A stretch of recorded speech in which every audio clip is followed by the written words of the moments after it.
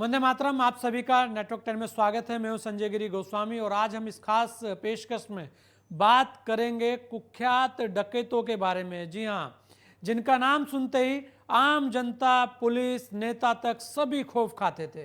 वो डकैत जिनका एक समय में अपराध की दुनिया में एक छत्र राज था। ये डकैत इतने खूंखार और इतने हिंसक थे कि उनके खौफ से लोग अंधेरा होने से पहले घरों में दुबक जाया करते थे। हालांकि वही डकैत आगे चलकर सामान्य जिंदगी में भी लौटे। उनमें से कुछ ने शांति का रास्ता अपनाया और तो और कुछ ने राजनीति में भी अपनी धमक दिखाई।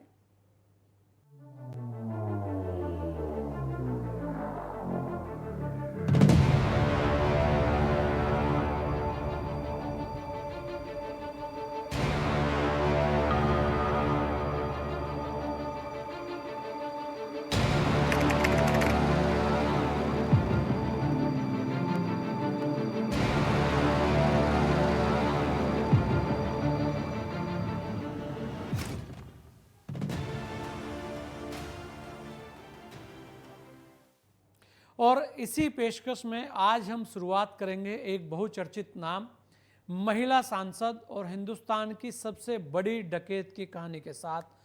सांसद और डकैत ये दोनों एक साथ कैसे संभव है, लेकिन फूलन देवी ने ये सब करके दिखाया। हिंदुस्तान की सबसे बड़ी डकैत रही फूलन देवी ने, जहां एक साथ 22 लोगों को कतार में खड़ा कर गोली मार दी थी। वहीं चंबल के बीहड़ों से निकलते हुए दिल्ली तक का भी रास्ता तय किया था। देखिए इस खास रिपोर्ट में।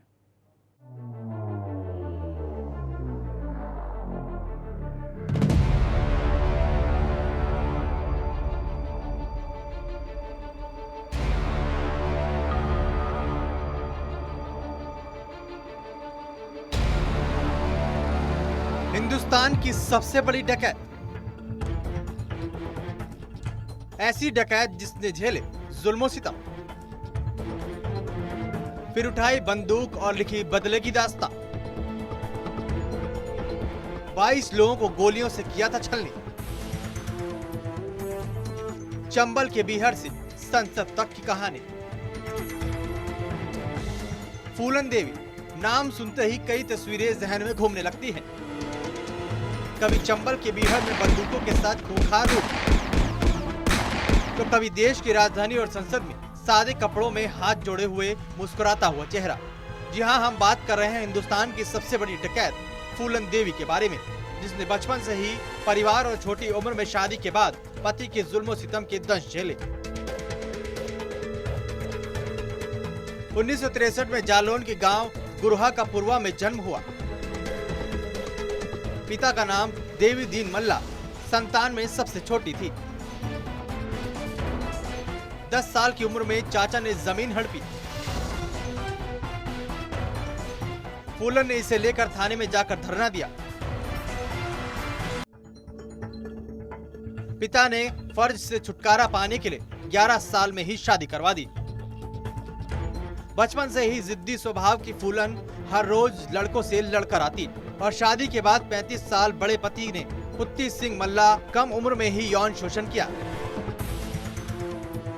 इन हादसों के बाद ससुराल और मायके में फूलन का झगड़ा होता था। इस सब से परेशान पिता ने चोरी का इल्जाम लगाकर केस करा दिया, जिसमें पुलिस ने उसे 3 दिन तक जेल में बंद रखा।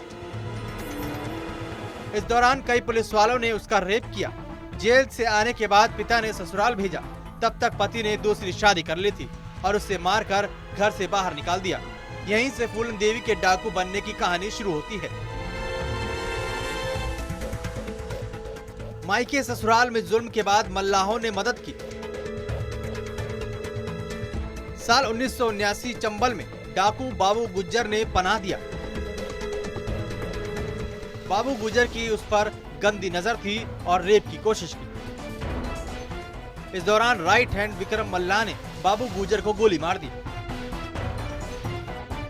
गैंग का मुखिया बनने के बाद विक्रम ने फूलन को ट्रेनिंग दी। इसके बाद फूलन ने अपने पति पर गैंग के साथ हमला किया। शरीर में जगह जगह चाकू घोंपकर उसे अधमरा कर दिया। फिर गैंगवॉर में बचने के बाद फूलन का किडनैप किया गया। फूलन के मुताबिक 21 दिनों में 30 से ज्यादा लोगों ने रेप किया। फूलन गैंग के लोगों ने बहमाई गांव से फूलन को आजाद कराया। इस वारदात और खौफनाक जुल्म सहने के बाद मल्लाहों के साथ एक बड़ी गैंग बनाई। लूट, अपहरण और हत्याओं में फूलन अमीरों को लूटती और लूटे हुए पैसों को गरीब मल्लाहों में बांटती थी। मल्लाह समाज ने फूलन को अपना मसीहा माना और पुलिस से उसे कई मौकों पर बचाया। लेकिन बड़ी घटना तब घटी जब अपने साथ हुए गैंगरेप का बदला लेने के लिए 7 महीने बाद साल 1981 में एक शादी समारोह में फूलन देवी ने बेहमई गांव में 22 लोगों को गोलियों से भून डाला और फूलन का खौफ देश के घर घर में फैल गया।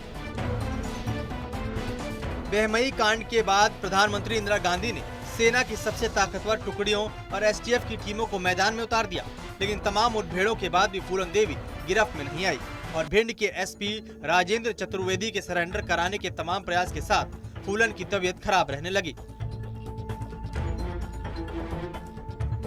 वहीं फूलन के लिए बीहड़ में पुलिस से बचकर रह पाना मुश्किल था, इसलिए फूलन बातचीत के बाद सरेंडर करने के लिए तैयार हो गई। लेकिन सरेंडर के पहले फूलन ने 6 शर्तें रखी थी। ये शर्तें क्या थी वो भी जान लीजिए। फूलन देवी ने कहा था कि यूपी में सरेंडर नहीं करूंगी, यूपी पुलिस पर भरोसा नहीं है। एमपी में सरेंडर करूंगी, सीएम अर्जुन सिंह की उपस्थिति में सरेंडर किया। जहां हथियार डालूंगी वहां दुर्गा मां और महात्मा गांधी की तस्वीर होनी चाहिए।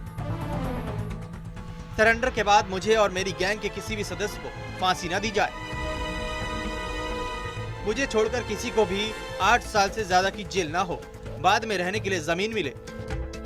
जिस दिन मैं सरेंडर करूंगी मेरे परिवार के सभी सदस्य वहां मौजूद होने चाहिए।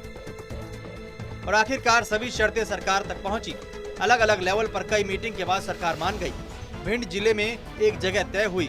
फूलन देवी के सरेंडर को देखने के लिए मैदान में 15,000 से ज्यादा लोगों की भीड़ पहुंची। एमपी के मुख्यमंत्री अर्जुन सिंह और करीब 300 अधिकारियों के सामने फूलन देवी ने सरेंडर किया।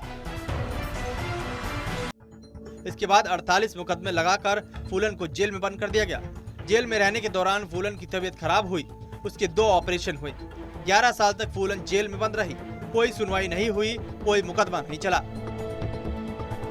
साल 1994 में फूलन देवी को इलाज के लिए पैरोल पर रिहा कर दिया गया और कुछ दिन बाद यूपी सीएम मुलायम सिंह यादव ने बेमई हत्याकांड समेत सभी मुकदमे वापस ले लिए, जिसके बाद फूलन की जिंदगी आसान हो जाती है।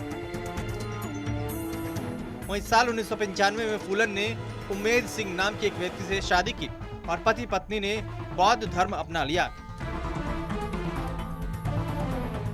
शादी के कुछ दिनों बाद मुलायम सिंह ने फूलन को एक और सरप्राइज दिया और फूलन के चर्चित होने का राजनीतिक फायदा उठाने के लिए 1996 में लोकसभा का टिकट दे दिया, जिसके बाद फूलन समाजवादी पार्टी के टिकट पर मिर्जापुर सीट से चुनाव जीती। वही साल 1999 में फिर चुनाव हुआ। इस बार भी फूलन देवी का परचम फिर से लहराया। इस तरह चंबल के भीड़ों से निकलते हुए फूलन ने दिल्ली तक का रास्ता तय किया। दूसरी बार संसद पहुंचने के बाद फूलन अपने कार्यकाल के 2 साल पूरे कर चुकी थी और साल 2001 में 25 जुलाई को दिल्ली में उनके बंगले के गेट पर शेर सिंह राणा नाम के शख्स और 2 अन्य साथियों पर फूलन देवी की गोली मारकर हत्या करने का आरोप है। और इस तरह से बैंडिट क्वीन फूलन देवी के संघर्ष की कहानी समाप्त हो गई। Bureau report, network 10।